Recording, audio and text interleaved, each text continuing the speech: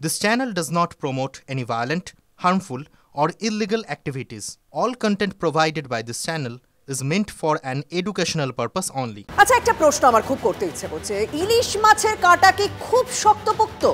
ভাবছেন তো, আরজিকর কাণ্ডের মাঝে হঠাৎ ইলিশের কাঁটা নিয়ে কেন প্রশ্ন করছি আমি? কারণ ইলিশের বিতর্কের কাঁটায় বিদ্ধ শাসক দলের এক বিধায়ক। Fair and bright night and day cream, ত্বক থাকবে ব্রাইট সারাদিন, পলিউশন ফ্রি, ঠিক যেন রাতের ফোঁটা সাদা ফুল।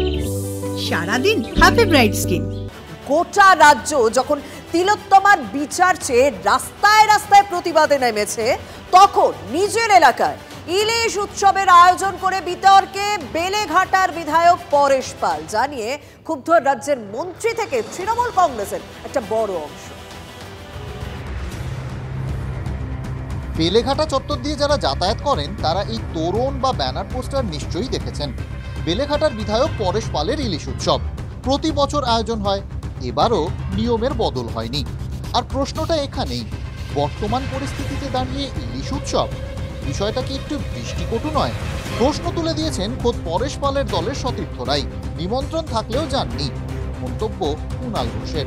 তারা আমাকে খুব সম্মান দিয়েই আমন্ত্রণ করেছিলেন, আমার ছবি টবিও রেখে আমন্ত্রণ করেছিলেন, কিন্তু এই বছর এই সময় এই ঘটনার পরিপ্রেক্ষিতে ইলিশ উৎসব এবং ইলিশ মাছের সঙ্গে নিজেদের ছবি দেওয়াটা, এটা এই সময় সচেতনতা বা রুচির পরিচয় নয়। রাজ্য মন্ত্রিসভার গুরুত্বপূর্ণ সদস্য চন্দ্রিমা ভট্টাচার্য আবার বল ঠেলে দিলেন পরেশ পালের কোর্টেই। দিদি, পরেশ পাল এই আবহে ইলিশ উৎসব করছেন? একটু পরেশ পালকে জিজ্ঞেস করবেন, এটা ইলিশ উৎসব করছে, ও কেন করছে কি না করছে ওকে জিজ্ঞেস করবেন। বর্তমান পরিস্থিতিতে পরেশ পালের ইলিশ উৎসবের কাঁটায় তার দলই যে বিদ্ধ। আমার পক্ষ থেকে আমাকে আমন্ত্রণ করা সত্ত্বেও আমি যাইনি এবং সেখানেই আমি আমার প্রতিবাদটা জানিয়েছি যে উৎসব করার সময় নয় এটা। অনুষ্ঠানের মঞ্চে পাওয়া গেল মানিকতলার বিধায়ক শক্তি পাণ্ডে, তার মেয়ে শ্রেয়া পাণ্ডে, কলকাতার ডেপুটি মেয়র অতীন ঘোষকে, যা দেখে কটাক্ষ ছুড়ে দিচ্ছে বিরোধীরা। এটা আসলে নির্লজ্জ। দেখুন, এদের কচি থেকে বুড়ো সবকটা কিন্তু নির্লজ্জতায় সমান। আর যাকে নিয়ে এত বিতর্ক, না, তিনি ক্যামেরার সামনে কোনো কথা বলতে নারাজ। আড়ালে ইংলিশের বদলে তীব্র ক্ষোভ পরিবেশন করলেন বাছা বাছা উক্তি সহ। আপনার এই উৎসবে তো কুণাল ঘোষ কটাক্ষ করছে, বিরোধীরা কটাক্ষ করছে। এই জন্য সবার কারোর বাড়িতে বিয়ে হবে না, কারোর বাড়িতে অন্নপ্রাশন হবে না, আমি বলবো কুণাল ঘোষ বড় লিডার বলেছে, বলবেন না? বিরোধীরাও তো প্রশ্ন তুলছে।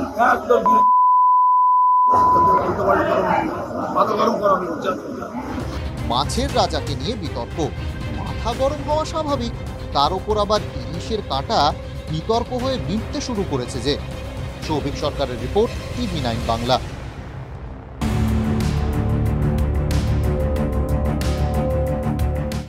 এদিকে তিলোত্তমা ধর্ষণ খুনের ডিএনএ রিপোর্ট নিয়ে এখনই কোনো রকম চূড়ান্ত সিদ্ধান্ত নিতে নাজির নয় সিবিআই।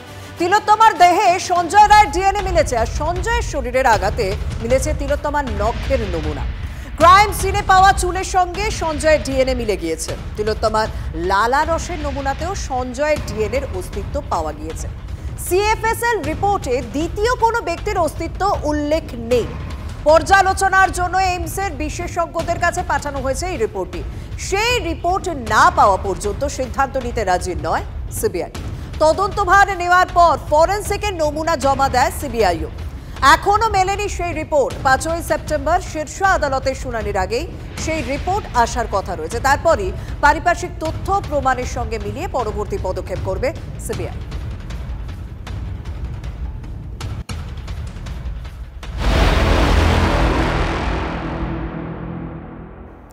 এদিকে তিলোত্তমা ধর্ষণ খুনে 5ই সেপ্টেম্বর সামনে আসবে কি কোনো বড় নাম? কারণ বন্ধখামে আদালতে বড় নামই জমা দেবে সিবিআই। দাবি আন্দোলনকারীদের, সিনিয়র ডাক্তারদের, চিকিৎসকদের দাবি, নেংটি থেকে ধরে তারা বড় নামের তালিকা দিয়েছেন সিবিআই আধিকারিকদের। শীর্ষ আদালতে ভালো রিপোর্ট জমা দেবে সিবিআই, দাবি চিকিৎসকদের।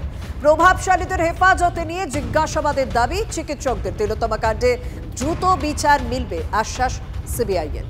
সিবিআই এর সঙ্গে দেখা করার পর চিকিৎসকদের দাবি ঘিরে নতুন আশায় বুক বাঁধছেন আন্দোলনকারীরা। ওনারা বলেছেন, আমাদের আশ্বস্ত করেছেন that we We are trying our best. We hope we can give you some good results very soon. একের পর এক মিথ্যে পাহাড় যে সাজিয়ে তুলছে কেন? সেটা কি কোনো বড় কাউকে বাঁচাবার জন্য? ধেড়ে থেকে নেংটি সবই আছে, ধেড়েতম থেকে নেংটিতম দীর্ঘ তালিকা দিয়ে আসা হয়েছে।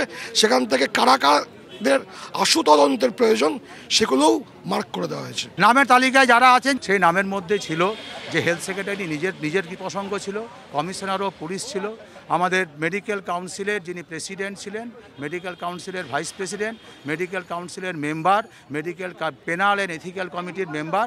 এরা সারাদিন ওখানে কেন উপস্থিত ছিলেন তার যুক্তিগ্রাহ্য কারণ আমরা আগেও বুঝতে পারিনি, এখনও বুঝতে পারছি না। এই সব নামগুলি আমরা বলে এসেছি। আমরা চাইছি এদের বিরুদ্ধে যথাযথ ব্যবস্থা, এদেরকে হেফাজতে নিয়ে জিজ্ঞাসাবাদ করা হোক।